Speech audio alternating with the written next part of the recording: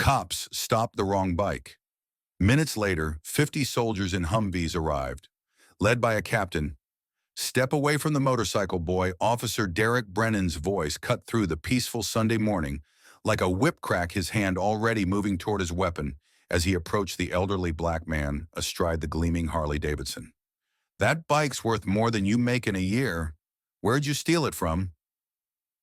If this incredible story of justice and military brotherhood amazes you, please like and subscribe for more unbelievable tales that will restore your faith in heroes.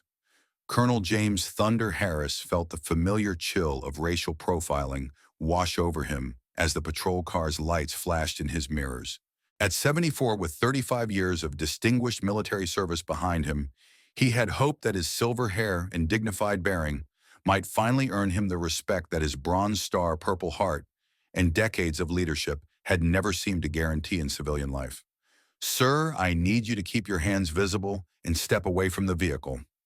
Officer Brennan commanded his partner, Officer Tom Dorson, emerging from the passenger side with obvious reluctance. "We've had reports of motorcycle thefts in this area, and you match the description of a suspect." James slowly dismounted his 2023 Harley-Davidson Road, Glide, a retirement gift to himself after decades of riding military-issued vehicles through some of the world's most dangerous terrain.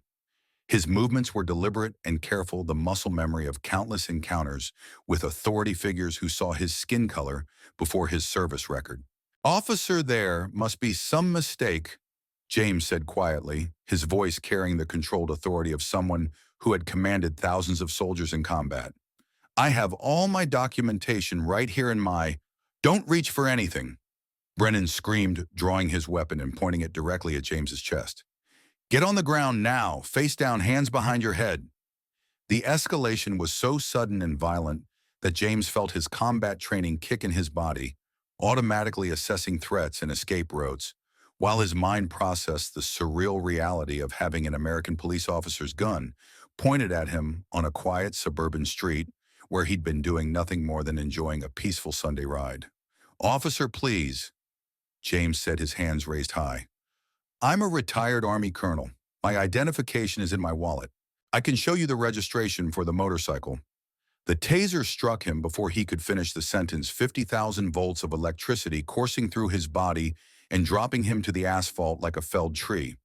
As James convulsed on the ground, his military cap falling off to reveal the gray hair that spoke of decades of service, Officer Brennan was already calling for backup and preparing to cuff the man he had just assaulted without cause or justification. What neither officer knew was that Teresa Martinez, a military spouse walking her dog across the street, had started live streaming the encounter the moment she saw the police car's lights. Her husband was deployed with the 82nd Airborne, and she recognized something in the elderly man's bearing that made her instinctively reach for her phone. The video was already going viral. Colonel James Harris had never imagined that retirement would feel like stepping backward through time to an era he thought America had left behind. After serving 35 years in the United States Army, rising from enlisted man to full colonel through a combination of battlefield courage, tactical brilliance, and unwavering dedication to his soldiers, James had expected that his golden years would finally offer the respect and recognition that his service had earned. Instead, he found himself living in a world where his military achievements seemed invisible to anyone who wasn't wearing a uniform, where his decades of leadership and sacrifice were overshadowed by the color of his skin in the eyes of civilians who had never worn the flag on their shoulder or sworn an oath to defend the Constitution. James had grown up in rural Alabama during the height of the Civil Rights Movement, the son of a sharecropper who had instilled in him the values of hard work, dignity, and service to something greater than himself.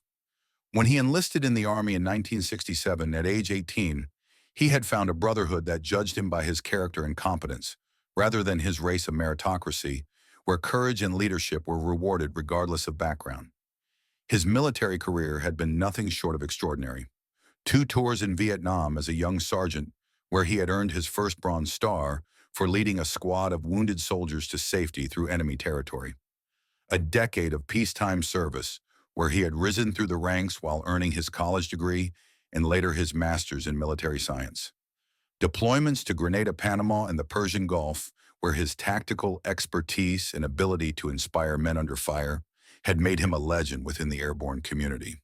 The pinnacle of his career had come during Operation Iraqi Freedom, where he had commanded a brigade of over 3,000 soldiers during some of the heaviest fighting of the war. His leadership during the Battle of Fallujah had earned him the Distinguished Service Cross, the Army's second highest decoration for valor, and the respect of every soldier who had served under his command. But perhaps most importantly, James had been a father figure to hundreds of young soldiers who had looked to him for guidance, protection, and inspiration during their darkest moments. He had written letters to grieving families, had carried wounded men to safety under enemy fire, and had made the kind of life-and-death decisions that most people could never imagine facing. His daughter Monica had followed in his footsteps, graduating from West Point and serving with distinction as a captain in the Army's Military Police Corps. Currently stationed at Fort Bragg just 2 hours away, she had inherited her father's sense of justice and his unwillingness to back down from a fight when principles were at stake. The Harley-Davidson that had attracted Officer Brennan's suspicious attention was more than just a motorcycle to James. It represented freedom, the open road, and the simple pleasure of riding through the North Carolina countryside where he had chosen to spend his retirement. He had saved for years to buy the bike using money from his military pension and the proceeds from selling the house where he had raised Monica after his wife's death from cancer 15 years earlier. The morning that changed everything had started with James's simple desire to enjoy the kind of peaceful Sunday ride that had become his weekly ritual. He had planned a leisurely trip through the scenic back roads of Oak Ridge County, a route that took him past farms and forests that reminded him of his Alabama childhood, before stopping at a small diner where the coffee was strong and the waitresses remembered his name. James had been riding for about an hour, maintaining the speed limit and following all traffic laws with the precision that 35 years of military discipline had ingrained in him when he noticed the patrol car in his mirrors. At first he had thought nothing of it. Police officers were a common sight on the highways, and James had always maintained respectful relationships with law enforcement throughout his life. But as the miles passed and the patrol car continued to follow him, James began to feel the familiar tension that came from being watched and judged. When the lights finally came on and the siren sounded, he had pulled over immediately, his hands visible on the handlebars as he waited for the officers to approach. Officer Derek Brennan was a 10-year veteran of the Oak Ridge County Sheriff's Department, but his experience had been marked more by complaints and disciplinary actions than by commendations or community service. At 34, Brennan had developed a reputation among his colleagues as someone who saw threats where none existed and who seemed to take particular interest in stops involving minority citizens. His partner, Officer Tom Dorson, was newer to the force and had been assigned to ride with Brennan as part of his field training.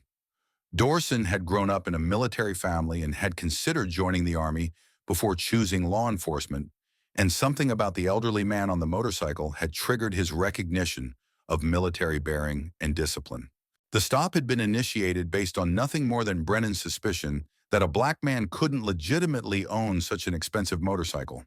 There had been no traffic violation, no reports of stolen vehicles matching the Harley's description, and no reasonable suspicion of criminal activity. It was from the very beginning a textbook example of racial profiling. "That bike's worth $60,000, Brennan had said to Dorson as they followed James down the highway. "You think some old black guy can afford something like that legitimately?" Dorson had felt uncomfortable with his partner's reasoning, but as a rookie officer still in his probationary period, he had been reluctant to challenge a senior officer's decision to make a stop. It was a decision he would regret for the rest of his career. When James had calmly attempted to provide his identification and registration, Brennan had interpreted the movement as a potential threat, his implicit bias and poor training combining to create a situation where an innocent man was treated as a dangerous criminal. The taser deployment had been completely unjustified, a use of force that would later be condemned by every level of the law enforcement hierarchy. As James lay on the ground, his body still trembling from the electrical shock, Brennan had begun searching his motorcycle in person for evidence of the crimes he was convinced the elderly man must have committed. What he found instead was a wallet containing a military ID, a retired colonel's identification card, and photographs of James in dress uniform receiving decorations from generals and politicians. Tom Brennan said to his partner, his voice uncertain, for the first time since the stop began, "Take a look at this." But it was too late. Teresa Martinez's live stream had already been viewed thousands of times, shared across social media platforms by military spouses, veterans organizations, and civil rights groups. The video showed clearly that James had done nothing to justify the stop, had complied with all orders, and had been assaulted without cause by an officer who had escalated the situation based on racial bias rather than legitimate law enforcement concerns. Within minutes of Teresa Martinez's live stream going viral, the video had reached the phones of dozens of active-duty military personnel stationed throughout North Carolina. The sight of an elderly black man in obvious military bearing being tasered by police officers sparked immediate outrage throughout the military community, but it was the moment when someone recognized Colonel James Harris that the situation truly exploded. Staff Sergeant Maria Rodriguez, a military police officer at Fort Bragg, was scrolling through social media during her lunch break when she saw the video. Something about the elderly man's bearing seemed familiar, and when she enlarged the image and saw his face clearly, she gasped in recognition. "Holy shit," she whispered, immediately calling her commanding officer. "Ma'am, you need to see this. Someone just tased Colonel Thunder Harris." Captain Monica Harris was in a meeting with her battalion commander when her phone started buzzing with urgent messages. As the commanding officer of a military police company, she was accustomed to emergency calls, but the number of simultaneous messages suggested something extraordinary was happening. When she opened the first video link, Monica felt her world tilt on its axis. The man lying on the ground convulsing from a taser deployment was her father, the same man who had taught her to ride a bike, who had walked her down the aisle at her wedding, who had been her hero and role model throughout her entire life. "Sir," she said to her battalion commander, her voice tight with controlled fury, "I need to request emergency leave. My father is being assaulted by civilian police officers, and I need to respond immediately." Lieutenant Colonel Sarah Chen looked at the video Monica showed her and felt her own anger rising. She had served under Colonel Harris during her deployment to Iraq and knew him to be one of the finest officers and human beings she had ever encountered. "Captain Harris," Chen said formally, "your request for emergency leave is approved. Furthermore, I'm authorizing you to take whatever resources you need to respond to this situation. Colonel Harris served this country with distinction for over 3 decades, and we're not going to let him be treated like a common criminal by some racist cop." Monica was already coordinating with other military police units throughout the region. The military community was tight-knit, and Colonel Harris was known and respected by officers and enlisted personnel across multiple branches of service. Within an hour of the video going viral, Monica had assembled a convoy of 50 soldiers from various units, all volunteering their off-duty time to support a brother-in-arms who was being wronged. Meanwhile, at the scene of the stop, Officer Brennan was beginning to realize the magnitude of his mistake. The identification he had found in James's wallet painted a picture of a man whose service record was beyond reproach. A decorated combat veteran who had commanded thousands of soldiers and earned the respect of the highest levels of military leadership. Derek Officer Dorson said quietly, "We need to call this in to the sheriff. This guy's not just some random citizen. He's a retired Army colonel with a chest full of medals." Brennan's response revealed the depth of his bias and poor judgment. "I don't care if he's a general. He was acting suspiciously, and I had reasonable suspicion to make the stop. The taser deployment was justified based on his failure to comply with lawful orders." Dorson looked at his partner with growing disgust. James had complied with every order, had shown no signs of aggression or resistance, and had been attempting to provide identification when Brennan had escalated the situation to violence. The rookie officer was beginning to understand that he was witnessing not just bad policing, but criminal behavior. The first sign that the situation was spiraling beyond local control came when Sheriff Robert Jameson received a call from the North Carolina State Police, informing him that a video of one of his officers assaulting a retired Army colonel was trending on social media and had attracted the attention of military authorities. "Sheriff," the state police commander said, "you need to get down to that scene immediately. We're getting calls from Fort Bragg Camp Lejeune and the Pentagon. This isn't just a local incident anymore. It's a federal matter involving the assault of a decorated military officer." As Sheriff Jameson raced toward the scene, he was unaware that Captain Monica Harris was leading a convoy of military vehicles down the same highway, their destination the spot where her father lay handcuffed on the side of the road for the crime of riding a motorcycle while black. The moment that transformed a routine traffic stop into a national incident came when Captain Monica Harris's convoy of military vehicles crested the hill overlooking the scene where her father remained handcuffed on the ground. The sight of 50 soldiers in full battle dress uniforms emerging from Humvees and military transport vehicles created a surreal tableau that would be remembered as one of the most powerful displays of military solidarity in recent memory. Officer Brennan looked up from his paperwork to see what appeared to be a military invasion approaching his position. The convoy had arrived with the precision and coordination of a combat operation, vehicles positioning themselves to control the area while soldiers dismounted and formed up in perfect formation. "What the hell is this?" Brennan muttered, his hand instinctively moving toward his weapon as he watched the military personnel approach. Captain Monica Harris stepped forward, her bearing unmistakably that of a command officer accustomed to being obeyed without question. At 32, she had inherited her father's presence and authority, along with his unwillingness to tolerate injustice in any form. "I am Captain Monica Harris, United States Army Military Police Corps," she announced, her voice carrying across the scene with crystal clarity. "The man you have handcuffed on the ground is my father, Colonel James Harris, United States Army, retired. I'm here to ensure that he receives the treatment that his service to this country has earned." The transformation in Officer Dawson's demeanor was immediate. As someone from a military family, he recognized the gravity of the situation and the implications of what his partner had done. The arrival of 50 soldiers to support one of their own sent a clear message about how the military community viewed the treatment of Colonel Harris. Brennan, however, remained defiant. "This is a civilian law enforcement matter. You have no jurisdiction here, and I'm ordering you to disperse your personnel immediately."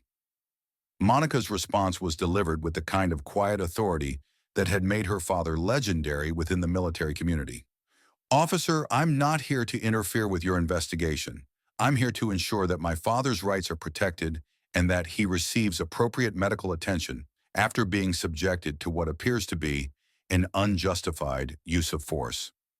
The standoff was broken by the arrival of Sheriff Jameson, who took one look at the scene and immediately understood that his department was facing a crisis that could destroy careers and trigger federal intervention. The sight of 50 soldiers standing in formation to protect one elderly veteran sent a clear message about the military community's assessment of his officers' actions. "Captain Harris," Sheriff Jameson said, approaching Monica with obvious respect. "I'm Sheriff Robert Jameson. I want you to know that this incident is under immediate investigation, and I personally guarantee that your father will be treated with the dignity and respect he deserves." Monica's response was measured but firm.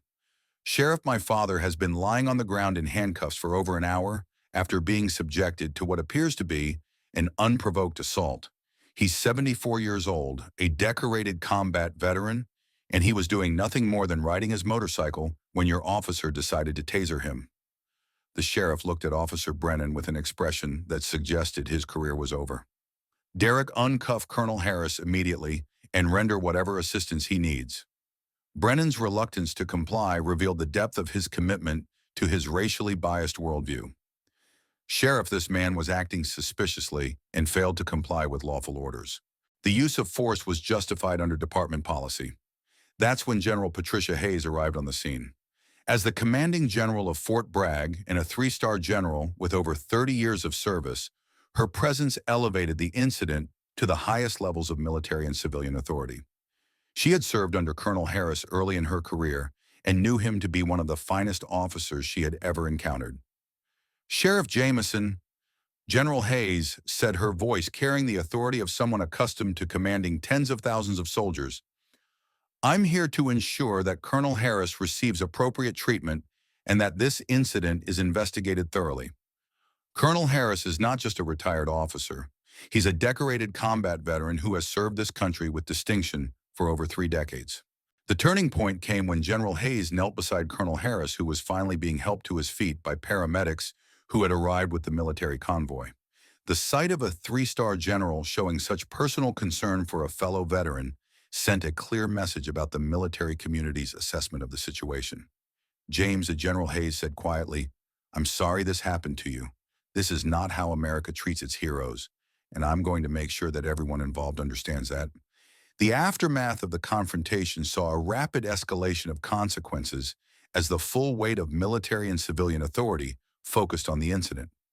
Sheriff Jameson, realizing that his department's reputation and his own career hung in the balance, immediately placed Officer Brennan on administrative leave and ordered a complete investigation of the stop and subsequent use of force.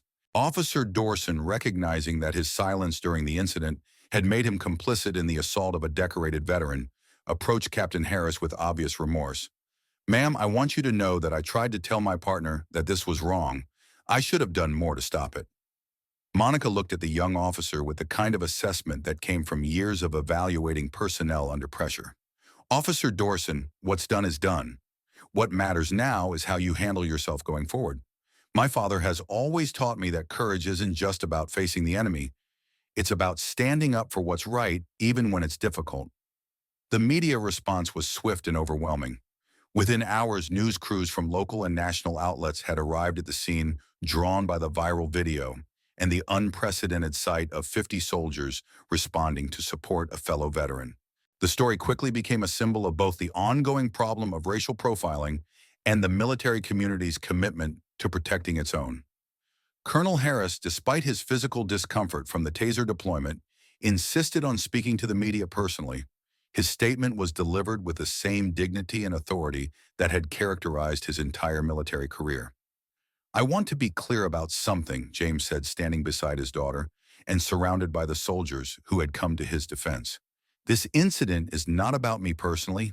It's about how we treat our veterans, how we address racial bias in law enforcement, and how we ensure that the Constitution we all swore to defend applies equally to every American citizen." His words resonated far beyond the immediate scene. Veterans organizations across the country began organizing in support of Colonel Harris, while civil rights groups pointed to the incident as evidence of the ongoing need for police reform and accountability. The investigation into Officer Brennan's conduct revealed a pattern of complaints and questionable stops that had been overlooked by department leadership. Internal Affairs discovered that Brennan had been the subject of multiple citizen complaints, alleging racial bias, excessive force, and unprofessional conduct, but these complaints had been dismissed or resulted in minimal disciplinary action. General Hayes used her position to ensure that the incident received attention at the highest levels of government. Her calls to the Pentagon, the Department of Justice, and congressional leaders resulted in promises of federal investigation and oversight of the Oak Ridge County Sheriff's Department. "This is not just about one officer or one department," General Hayes told reporters. "This is about ensuring that the men and women who have served our country with honor receive the respect and protection they deserve when they return to civilian life." The military response extended far beyond the initial convoy. Veterans organizations, active duty personnel, and military families from across the region began organizing support for Colonel Harris and demanding accountability from the Sheriff's Department.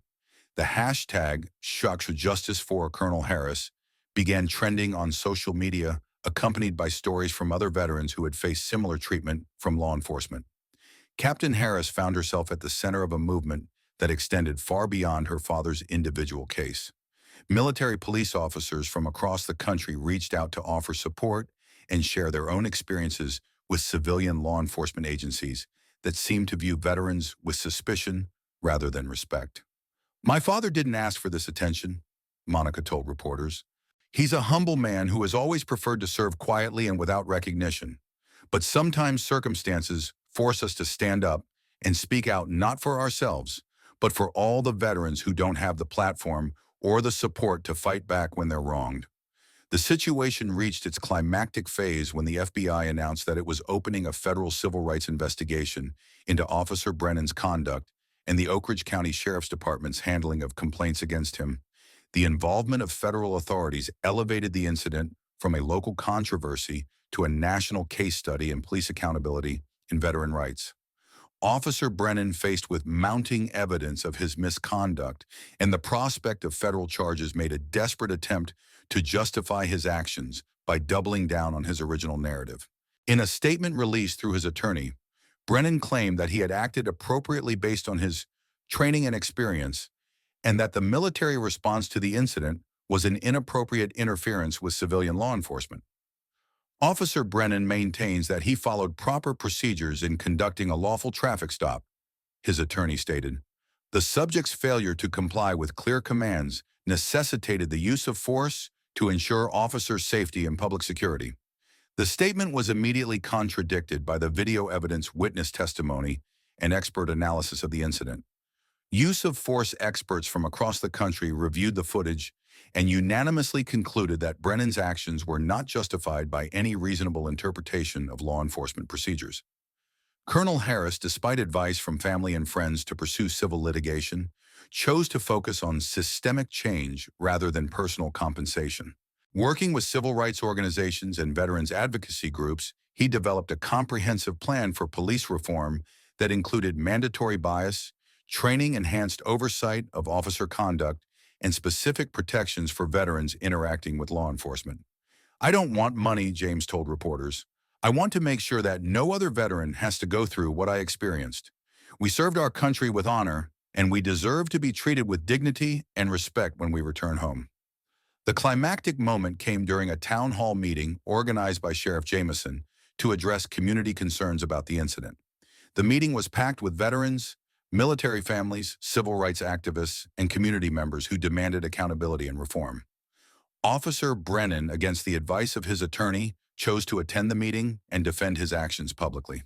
His appearance at the podium was met with a mixture of anger and disbelief from the audience, many of whom had seen the video evidence of his conduct. "I want the community to know that I was doing my job," Brennan said, his voice defensive and unrepentant. "I made a lawful traffic stop based on reasonable suspicion, and I used appropriate force when the subject failed to comply with my commands." The response from the audience was immediate and overwhelming. Veterans stood up to share their own experiences with racial profiling and police misconduct, while community members expressed their outrage at Brennan's continued refusal to acknowledge his wrongdoing. But it was Colonel Harris himself who delivered the most powerful response. Rising slowly from his seat, supported by his cane, but carrying himself with unmistakable dignity, he approached the podium where Brennan stood. "Officer Brennan," James said, his voice carrying across the packed auditorium, "I want you to look at me. Really look at me. I'm not a threat to you or anyone else. I'm a 74-year-old man who served his country for 35 years. I've earned the right to ride my motorcycle down a public road without being treated like a criminal." The confrontation between the two men, one representing decades of honorable service, the other embodying the worst aspects of biased policing, crystallized the entire controversy in a single moment that would define both their legacies. The final confrontation came when Officer Derek Brennan, faced with overwhelming evidence of his misconduct and the unified opposition of the military and civilian communities, made one last desperate attempt to justify his actions by attacking Colonel Harris's character and service record. "I don't care how many medals this man has," Brennan declared at the town hall meeting, his voice rising with defensive anger. "Military service doesn't put anyone above the law. When I see a suspicious person on an expensive motorcycle, I have the right and the duty to investigate, regardless of their background." The auditorium erupted in outrage at Brennan's characterization of Colonel Harris as a suspicious person. But it was General Hayes who delivered the response that would end Brennan's career and define the resolution of the entire incident. "Officer Brennan," General Hayes said, rising from her seat with the authority of someone who had commanded in combat, "let me tell you about the man you're calling suspicious. Colonel James Harris led soldiers in combat for over 3 decades.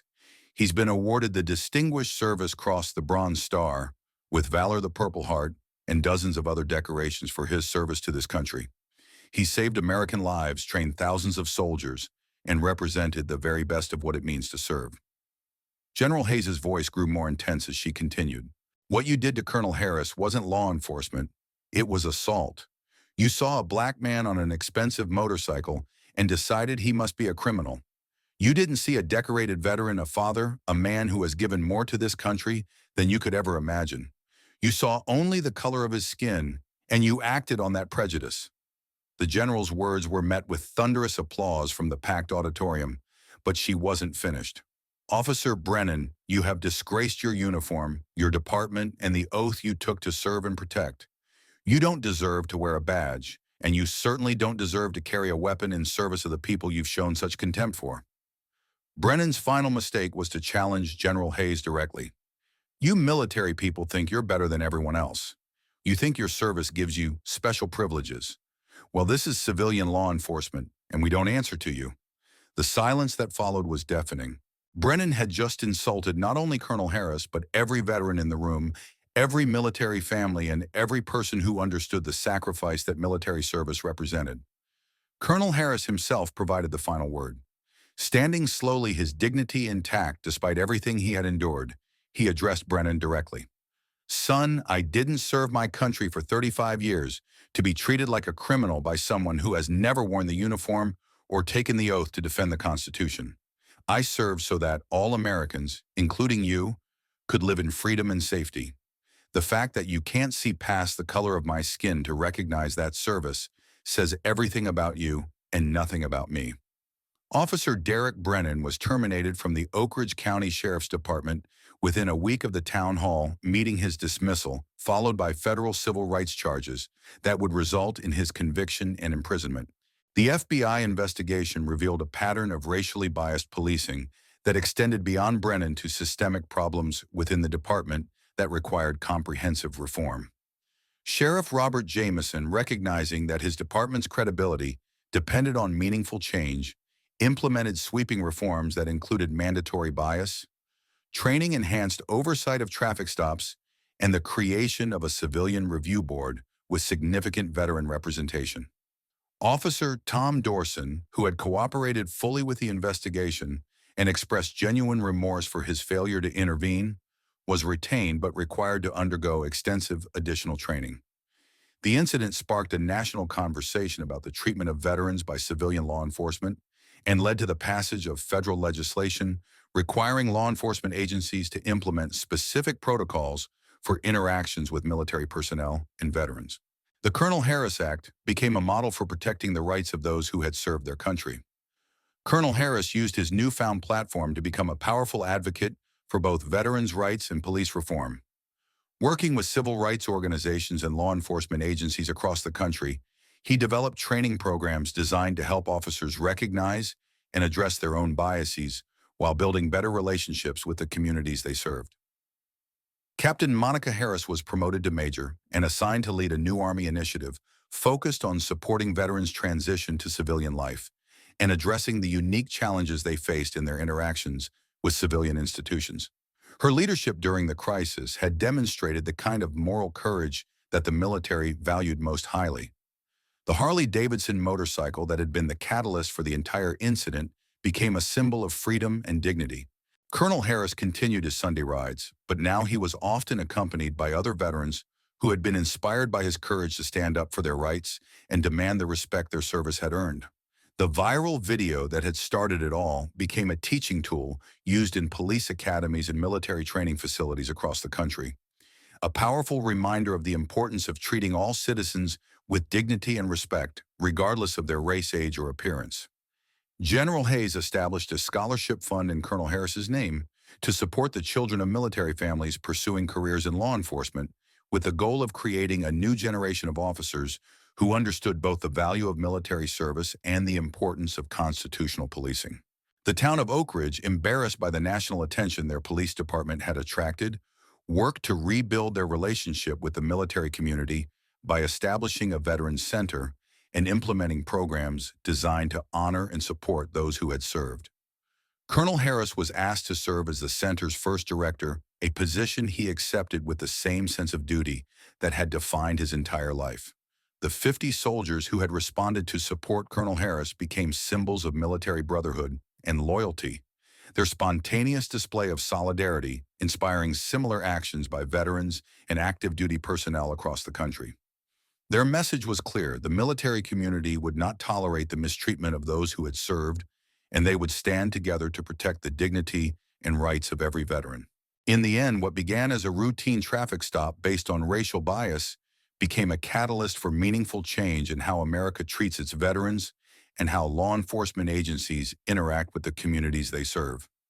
Colonel Harris's courage in the face of injustice, supported by the overwhelming response of his military family, proved that the values of honor, duty, and service that define military life extend far beyond the battlefield and into the ongoing fight for justice and equality in American society.